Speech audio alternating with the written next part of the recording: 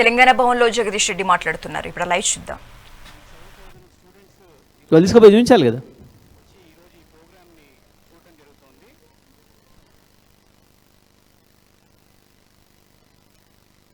Metro మేము వచ్చిన తర్వాత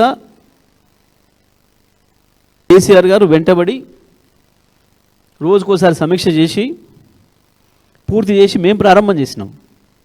70% పని మేము వచ్చి పూర్తి చేసినాం. అది ఎవరు ప్రారంభించినా, ఏ ప్రభుత్వం ప్రారంభించినా ప్రజలకు ఉపయోగపడే పథకాలు కొనసాగాలి కాబట్టి, అది అవసరమైంది కాబట్టి హైదరాబాద్కు దాని విస్తరణకు కూడా అనేకమైన చర్యలు తీసుకున్నాం. నువ్వు వచ్చి నీ మూర్ఖత్వం వల్ల నిజంగా ఏ ప్రాంతాలు అవసరం ఉందో ఆ ప్రాంతంలో చేయకుండా హైదరాబాద్ ఇమేజ్ నాశనం చేస్తున్నావు. కనీసం ట్రాఫిక్ కంట్రోల్ చేయడం చేత కావట్లే మీకు. పోల్చుకుంటున్నారు ప్రజలు, అప్పుడేముండే ఇప్పుడు ఎట్లా ఉంది అని.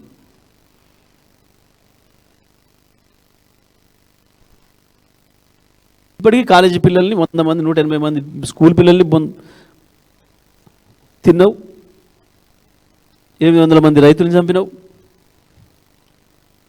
నీ చేతగాని పరిపాలన వల్ల, నీ అసమర్థత వల్ల. కళాశాల యాజమాన్యాలను ఇబ్బంది పెట్టి, పిల్లల్ని ఇబ్బంది పెట్టి 5 రోజులు వాళ్ళ పాఠాలు పోగొట్టి లక్షలాది కుటుంబాలకి తిండి లేకుండా చేసినావు. ఆ ప్రైవేట్ కాలేజీలలో పనిచేస్తున్న వాళ్ళకి, ఉద్యోగస్తులకి. నేను భయపెట్టించి నడుపుతా. ఏం భయపెట్టిస్తావు? ఎంతకాలం భయపెట్టిస్తావు? ఒక్క మాటలు చెప్పాలంటే రేవంత్ రెడ్డికి ఎందుకో భయం మొదలైంది. రేవంత్ రెడ్డి మాటలలో తడబాటు కనపడుతుంది. జూబ్లీ హిల్స్ ఎన్నికల తర్వాత తనకేదో ఉపద్రవం వస్తున్నట్టుంది, తన పదవికి దానికి ఎసరు వస్తున్నట్టుంది. ఆ గందరగోళం నుంచెలే ఇటువంటి భాష ఉపయోగిస్తున్నాడు. సంబంధం లేని విషయాలు మాట్లాడుతున్నాడు. నిజమే, ఓటమి ఖాయమైంది, ఒప్పుకున్నావు. ఇది రెఫరెండం కాదు అని దాంట్లో తేలిపోయింది. అంత ఫ్రస్ట్రేషన్ అవసరం లేదు.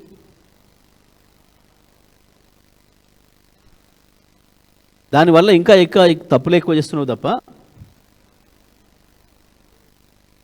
నేర్చుకునే ప్రయత్నం చేస్తలేవు.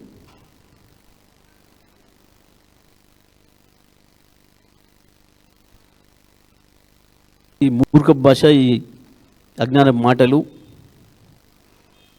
ఈ బూత్ మాటలు బంద్ చేస్తే మంచిది రేవంత్ రెడ్డి. ఎప్పటికీ అదే పదవులు ఉంటా, ఎప్పటికీ నాకు చుట్టూ పోలీసులతో ఉంటా అని అనుకో. ఇలా అసహ్యించుకునే దశ వచ్చింది. నీ భాషకు, నీ పని విధానానికి. ఎంత ఉన్న వాళ్ళే మాట్లాడుతున్నారు. ఎమ్మెల్యేలు, ఎంపీలు, మంత్రులే మాట్లాడుతున్నారు. అసలు ఏం మాట్లాడుతున్నాడో తెలుస్తలేదు మాకు. మేము తలదించుకోవాల్సి వస్తుంది, మేము సమాధానం చెప్పాల్సి వస్తుంది. మమ్మల్ని అడుగుతున్నారు ఎవరిని ఎదురైన వాళ్ళు, ఏం భాష మేము ముఖ్యమంత్రిది, ఏం మాట్లాడుతున్నాడు అంటే మేము తలదించుకుంటున్నామని చెప్పి స్వయంగా నీ మంత్రులు, నీ ఎంపీలు, నీ ఎమ్మెల్యేలు మాట్లాడుతున్నారు. నువ్వు వేస్తున్న దానికి నువ్వు ఎన్ని చేసినా, ఎన్ని అరాచకాలు చేసినా, నువ్వు పోలీసులను వాడినా, నువ్వు ఎన్ని దుర్మార్గాలు చేసినా, ఏం చేసినా జూబ్లీ హిల్స్లో నువ్వు గెలవడం సాధ్యం కాదు. అది స్పష్టం తేలిపోయింది. రేవంత్ రెడ్డి, నువ్వు ఫ్రస్ట్రేషన్లో పోయి ఇంకా ఇట్లా నేను ఇష్టం వచ్చినట్టు బూతులు మాట్లాడతా అనుకుంటే నేను చరిత్ర క్షమించదు. వీటన్నిటి కూడా నువ్వు అనుభవించాల్సిన పరిస్థితి వస్తుంది. చేసిన ప్రతి తప్పుకు, మాట్లాడిన ప్రతి మాటకు. ఒళ్ళు దగ్గర పెట్టుకొని ఇప్పటికైనా భాష మార్చుకొని మాట్లాడితే మంచిది.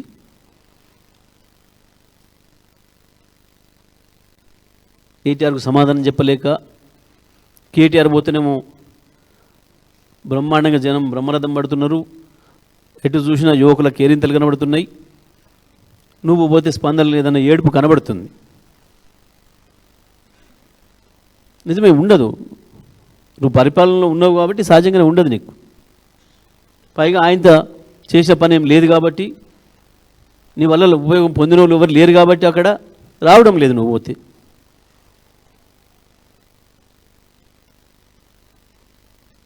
దానికి తప్పు నీదైంది కానీ అవతలది కాదు. తప్పు నీది, కేటీఆర్ది కాదు.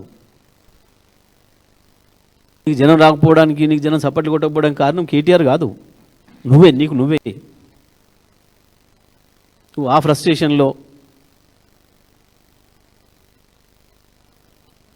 ఈ రకంగా మాట్లాడి ఆ పదవి గౌరవాన్ని తీయకు, తెలంగాణ గౌరవాన్ని తీయకు. ఇప్పటికే పోయింది. గుజరాత్, బీహార్ పోతే ఎలగొట్టే పరిస్థితి తెచ్చుకుంటువి నోటితోని. నిలగొట్టి పొంగులేటిని పిలిపించుకోండి. అర్థం కావట్లేదా ఇంకా నీకు? సామెత ఉండే, అదేంది, వచ్చిరాని భాష మాట్లాడి ఒళ్ళంతా వాళ్ళ కొట్టుకుండవడం అని. వచ్చిరాని మాట్లాడితే ఇప్పుడు అవతల వాళ్ళు తిట్టబట్టి వచ్చిన భాషలో, తెలిసిన భాషలోనే మాట్లాడతామే. ఎందుకు అహంకారం? ఎందుకు?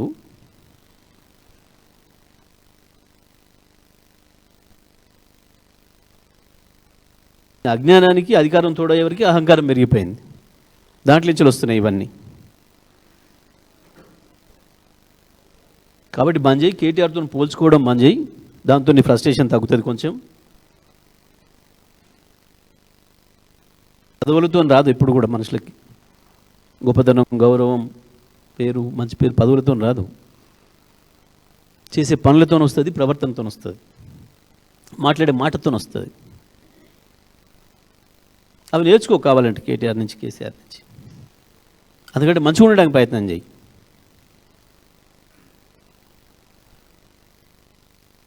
ఇప్పటికైనా ముఖ్యమంత్రి